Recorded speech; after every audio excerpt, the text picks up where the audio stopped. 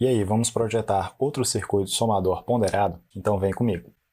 Bom, então nós vamos projetar um circuito somador ponderado que forneça essa tensão de saída. 2 vezes V1 mais V2 menos 4 vezes V3. Bom, a primeira coisa que você precisa compreender é que esses coeficientes aqui relacionados a cada uma das tensões, né, tensão V1, V2, V3, eles estabelecem a relação entre o resistor de realimentação e o respectivo resistor de entrada.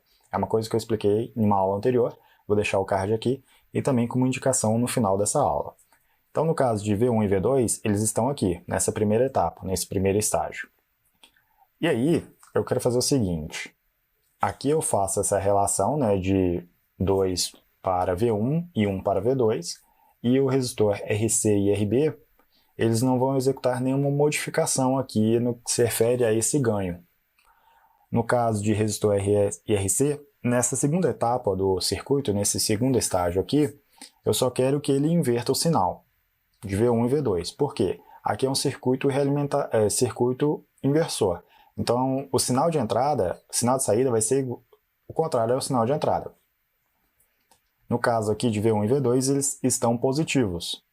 Isso quer dizer o quê? Se eu colocar dois circuitos inversores em cascata, eu vou inverter a inversão. Então, o sinal, no final das contas, o sinal de saída aqui para V1 e V2 vai ser o mesmo sinal aqui das entradas de V1 e V2. Aqui é V2, tá, pessoal? E aqui é V3. Já no caso de V3, está vendo que ele está com sinal negativo? Então, aqui de fato vai ser um amplificador inversor.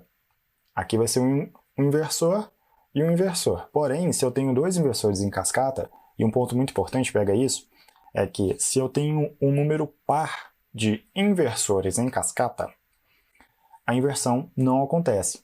É uma inversão atrás de inversão, e no final das contas, o sinal de saída vai ser igual ao sinal de entrada. Agora, se eu tenho um número ímpar de inversores em cascata, aí sim a inversão acontece. O sinal de saída vai ser contrário ao sinal de entrada. Pega isso. Então vamos para V1 e V2 obter o seu sinal de saída. No caso vai ser aqui V01. E vamos analisar as correntes. Vamos obter o cálculo das correntes I1 e I2 e aqui é a corrente de realimentação. No caso de I1 é o que? V1 dividido por R1. Aqui é um curto-circuito virtual, como eu já venho explicando.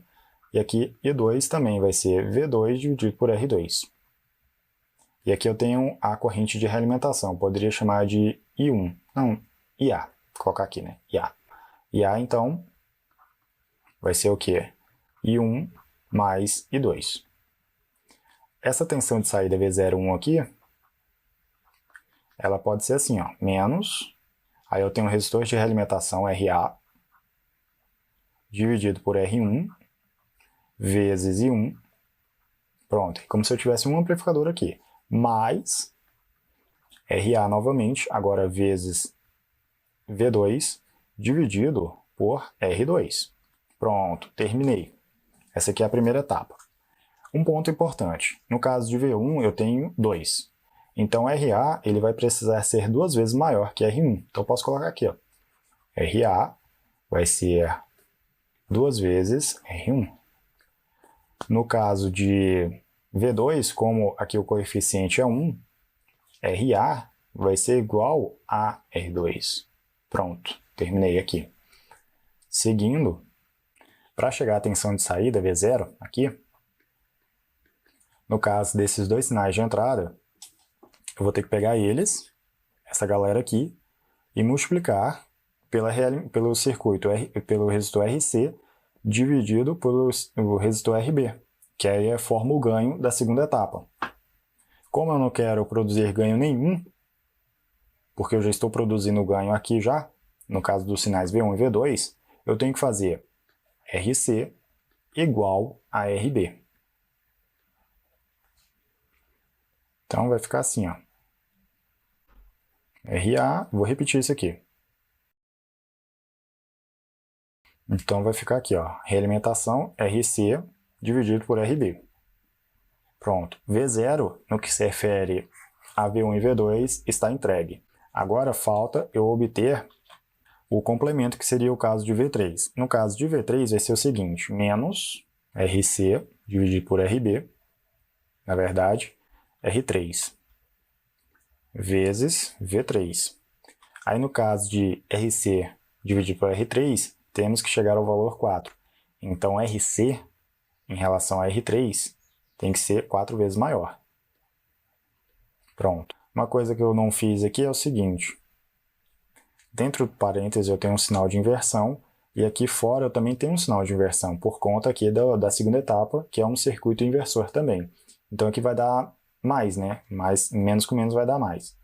Vou repetir aqui. Pronto, agora a gente pode atribuir valores de resistência, né?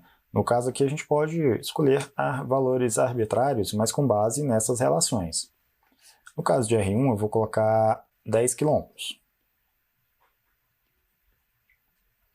R1 tendo o valor de 2 kΩ, RA vai ser o quê? 2 vezes ele. RA então vai ser 20. R2 vai ter o valor de RA.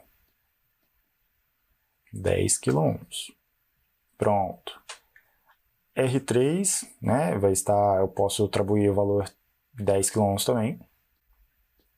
Que aí vai ser o seguinte, R3 sendo 10, RC vai ser 4 vezes ele. Então, 40 kΩ. E, nesse caso, RB vai ser igual a RC. Vou colocar um B aqui. Vai ser o quê? 40 kΩ. Se eu for substituir aqui, eu vou chegar essa equação aqui, ó. Então, vamos fazer isso aqui rapidamente. RA é quanto? 20. R1 é quanto? 10. 20 dividido por 10, 2. 2V1. Mais RA dividido por R2. Eles têm o mesmo valor aqui, ó. Aqui, na verdade, é 20 também, né? Vai ser o quê? 1. 20 dividido por 20, 1. Então, 1V2. RC dividido por RB. Eles têm o mesmo valor, então, valor 1 aqui. Menos RC. RC é quanto? 40. R3 é quanto? 10. Fazendo a divisão, 4. Menos 4V3. Com isso, a gente chega a essa equação aqui, a tensão de saída. Estabelecendo essas relações. No caso das resistências, nesse caso, a gente tem que trabalhar com valores consideráveis, a gente não pode trabalhar com valores muito pequenos, nem muito grandes também, às vezes não vai dar para encontrar, né? E trabalhar com essa relação aqui. E aí, pessoal, gostaram? Já deixa o curtir, ative o sininho para receber a notificação de novas aulas, se inscreve no nosso canal, e aquela aula que eu falei para vocês, do somador ponderado, essa aqui que está aparecendo na tela, dá uma olhada lá que eu tenho mais conteúdos relacionados ao somador inversor ponderado. Até daqui a pouco!